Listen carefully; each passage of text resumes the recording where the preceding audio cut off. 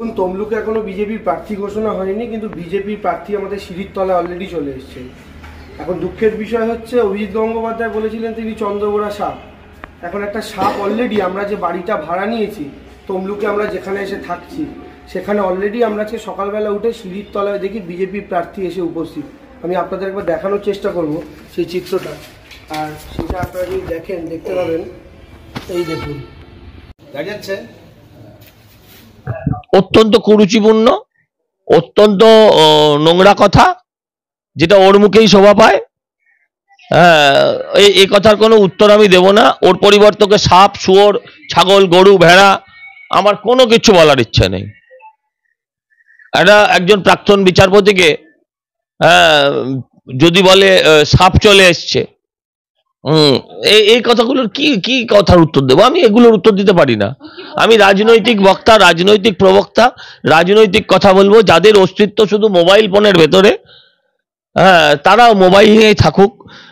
বাংলায় একটা প্রচার হচ্ছে যে 41টায় প্রার্থী দেওয়া হয়েছে, একটায় মুরগি করা হয়েছে।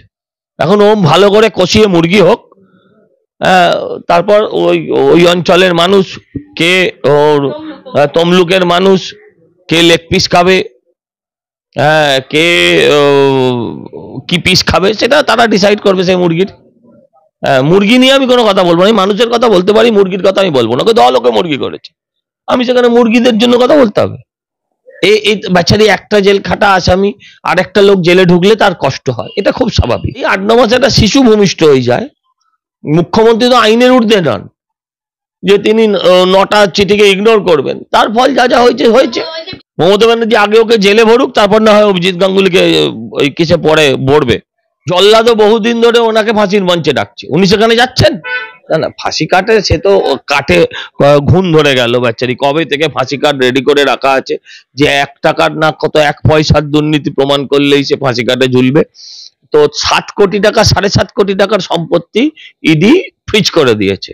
প্রত্যেকটা ক্ষেত্রে যারা সুপ্রিম কোর্টে যায়, এক্ষেত্রে তারা কিন্তু একটা শব্দও ব্যয় করেনি। বাংলায় দেখতে চাইছি তো, দেখতে পাচ্ছি না বলে তো মনে কত ব্যথা। বাংলায় কবে হবে? আরো তো আগে হয়ে যাওয়া উচিত ছিল। যখন তার 7 কোটি টাকার সম্পত্তি সিজ হলো, ফ্রিজ করা হলো, সিজ করা হলো, তখনই তো প্রমাণিত হলো যে দুর্নীতির সঙ্গে যুক্ত। তো তখনই তাকে নিয়ে নেওয়া উচিত ছিল। কালকে অরবিন্দ কেজরিওয়াল বলেছেন আমি জেল থেকে প্রশাসন চালাবো, জেল থেকে উনি প্রশাসন চালাবেন, হুঙ্কার দিয়েছেন রীতিমতো। হ্যাঁ, জেল থেকে বসে যদি কেষ্ট সভাপতিত্ব চালাতে পারে, বালুদা প্রায় 2.5-3 মাস যদি জেল থেকে মন্ত্রিত্ব চালাতে পারে, তো মুখ্যমন্ত্রিত্ব নিশ্চয়ই জেল থেকে চালানো যাবে। আমার আইনটা জানা নেই যে জেল থেকে কিভাবে কি সম্ভব, এগুলো কোর্ট বিচার করবে। জেলে তো থাকুক, তারপর চালাক না প্রশাসন। যারা একটা শাহজাহানকে ছাড়াতে যারা সুপ্রিম কোর্টে যায় যাতে সিবিআই নিয়ে না যেতে পারে, তারা কিন্তু এক্ষেত্রে একটাও কথা বলেনি। আর কি প্রমাণ হবে? অতএব ফাঁসি কাটে তো কবে থেকে সেখানে প্যান্ডেল ট্যান্ডেল বেঁধে লোকজন রেডি হয়ে আছে যে আসামি আসলেই ঝোলাবে। সে তো আসছেও না, ঝোলানোও যাচ্ছে না, তো ঝোলাবে, পাবলিক ঝোলাবে। দিল্লির মুখ্যমন্ত্রী অরবিন্দ কেজরিওয়াল গ্রেফতার। অরবিন্দ কেজরিওয়াল যদি গ্রেফতার হয়, এর আগে হেমন্ত সোরেন, আমরা জানি প্রত্যেকেই বলছেন তাহলে বাংলায় যদি এতই দুর্নীতি হয়ে ওঠে, এতই দুর্নীতি হয় বা এতই দুর্নীতি হয়েছে এই মুহূর্তে বলেন বিরোধীরা, তাহলে তারা বাংলায় কেন গ্রেফতারি দেখতে পাচ্ছে না সাধারণ মানুষ? আমার সঙ্গে রয়েছেন বিজেপির মুখপাত্র সজল ঘোষ, উনি উত্তর দিতে পারবেন বাংলায় কেন হচ্ছে না।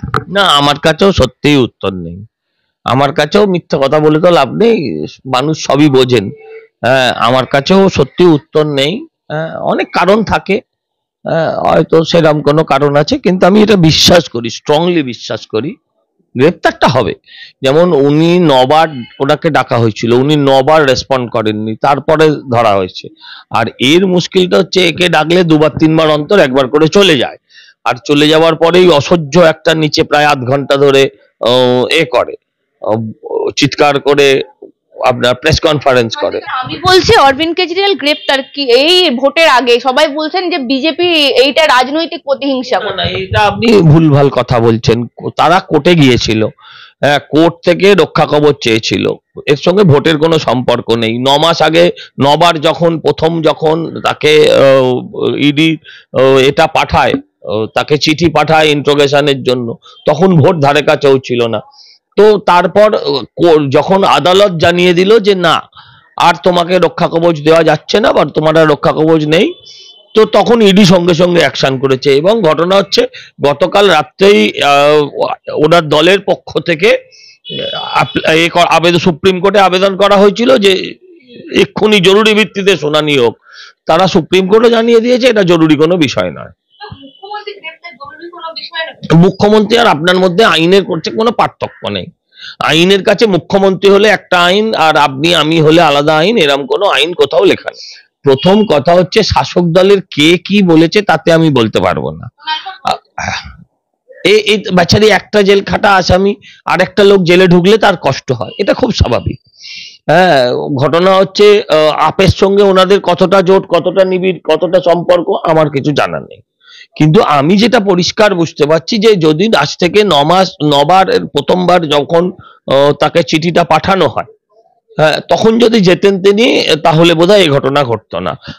আমার ধারণা 9টা চিঠি উনি রিফিউজ করেছেন, ডিনাই করেছেন, প্রশাসনকে বুড়ো আঙুল দেখিয়েছেন। তো এই 9টা চিঠি মাথায় নিন, এই 9খানা লেটার, এটা প্রায় 8-9 মাস লেগেছে। এই 8-9 মাসে একটা শিশু ভূমিষ্ঠ হয়ে যায়।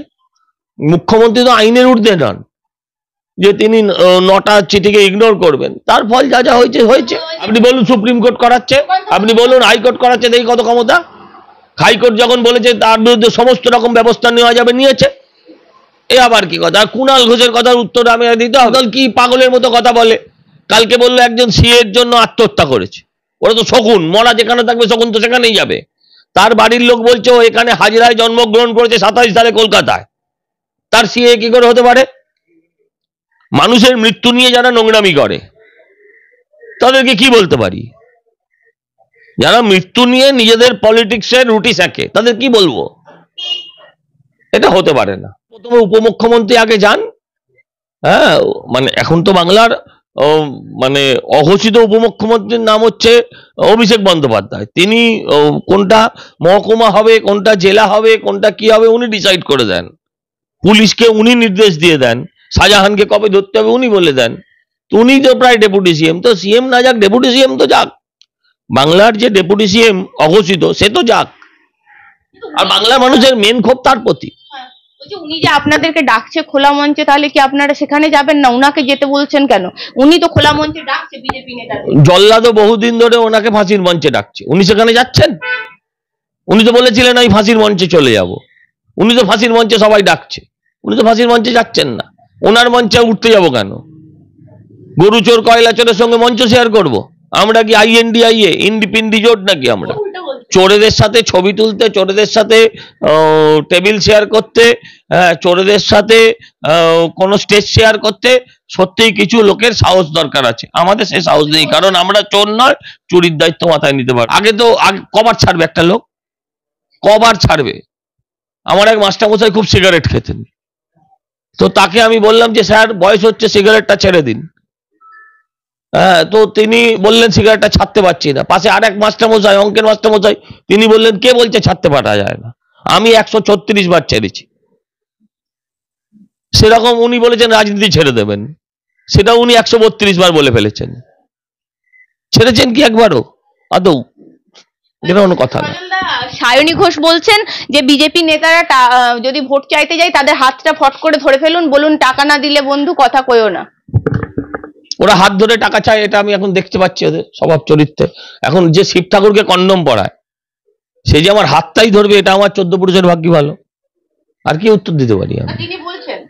তিনি কিছুও বলবেন, আমাকে তার উত্তর দিতে হবে। হাত ধরে বলবো টাকা দিও না।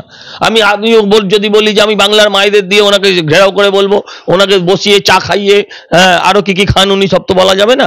সেগুলো খাইয়ে বলবো যে আচ্ছা ঠিক আছে আপনি এবার এ করে দিন, চাকরিগুলো দিয়ে দিন, সন্দেশখালির পিঠেগুলো আপনি গিয়ে বানিয়ে আনুন।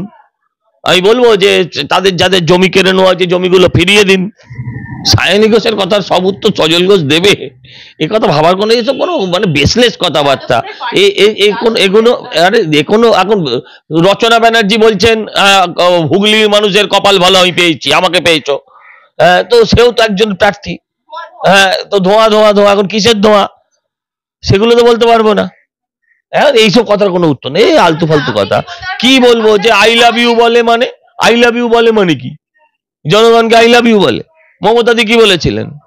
বলেছে বাংলার মেয়েকেই চায়। এখন লোকে বলছে ঘরের লোকেরাও চায় না। তো আমি এই কথার কি উত্তর দেব? নির্বাচনের আগে উনি কি বলেছিলেন? ডবল ডবল চাকরি হবে। কোথায় চাকরি দিয়েছে? বলেছেন উনি আমি 1 কোটি লোককে চাকরি দিয়েছি। 1 কোটি লোক মানে 10 কোটি লোকে প্রতি 9 জন অন্তর একজন করে চাকরি। কোথায় দিয়েছেন? হ্যাঁ, ওনার এই সমস্ত আট ভাট কথার কি উত্তর আছে? আমি এসব কথা উত্তর দেব। সজল দা, শওকত মোল্লা বলছেন যে মমতা বন্দ্যোপাধ্যায় খুব ভালো ওঝা, খুব ভালো ওঝা, ঠিক অভিজিৎ গঙ্গোপাধ্যায়কে সাপ হিসেবে খুপড়ির মধ্যে ঢুকিয়ে ফেলবে। কে বলছে? এইগুলোর এই এমন অর্বাচীনদের নাম করছো যে সত্যি আমি সেই নামগুলো সকালবেলা মুখেও আনতে চাই না। এমন এমন নাম করছো, কি অভিজিৎ গাঙ্গুলিকে মমতা ব্যানার্জি ভালো ওঝা, আর ও তো ভালো বোমের কারিগর। সে তো আমি বলিনি, মমতা ব্যানার্জি বলেছে। মমতা ব্যানার্জি আগে ওকে জেলে ভরুক, তারপর না হয় অভিজিৎ গাঙ্গুলিকে ওই কিসে পরে ভরবে, বাক্সে ভরবে। আগে তোকে জেলে ভরুক। আরাবুলকে ভরেছে, ওর কাজ হয়ে গেছে, এবার একে ভরুক। তা না করে এইসব